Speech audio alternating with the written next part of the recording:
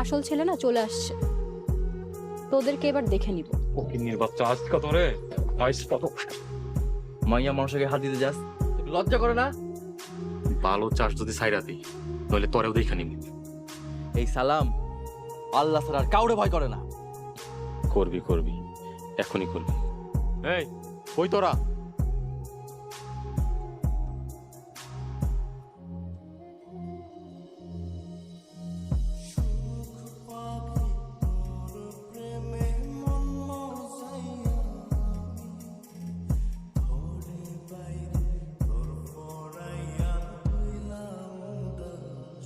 সালাম, তুই এতগুলার একলা পিড়াইলি, এত শক্তি কই পাস তুই? যারা আল্লাহর পথে চলে তাকে ইমানি শক্তি থাকে, আর এই ইমানি শক্তি দিয়া দুনিয়া ও আখিরাত জয় করে। সালাম, স্যার কইতাছি স্যার, আমি কিন্তু মুখলেস চেয়ারম্যানের পোলা ভুলে যাইস না, তোরে কিন্তু কায়া ফেলামু। সারু, যে তুই যে ম্যাডামের লোকে বিয়াদবি করছস, তুই তার কাছে ক্ষমা চাইবি। ক্ষমা চা। রোজা, তুমি আমারে ক্ষমা করে দাও, তোমার সাথে আর এমন করবো না। ঠিক আছে, মাফ করে দিলাম।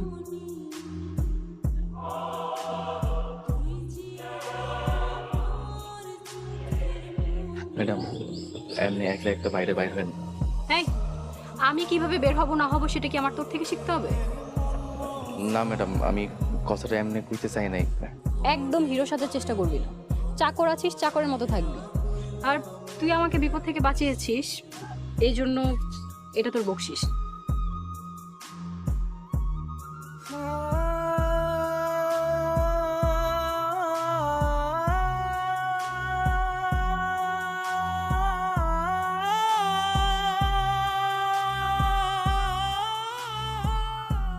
চেয়ারম্যান সাহেব, এত অস্থির হয়েছেন কেন?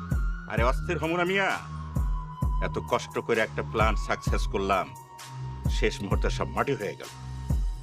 হ, এমন চাল দিল, শেষ বলে ছক্কা। আরে রাখো মিয়া ছক্কা, ছক্কা মারে এত সহজ না।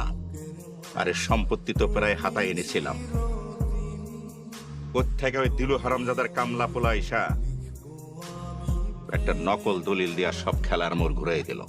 চেয়ারম্যান সাহেব, কাউরে ছোট করে দেখতে নাই, ওই পলার মাথায় বুদ্ধি আছে আমি আগেই বুঝছি।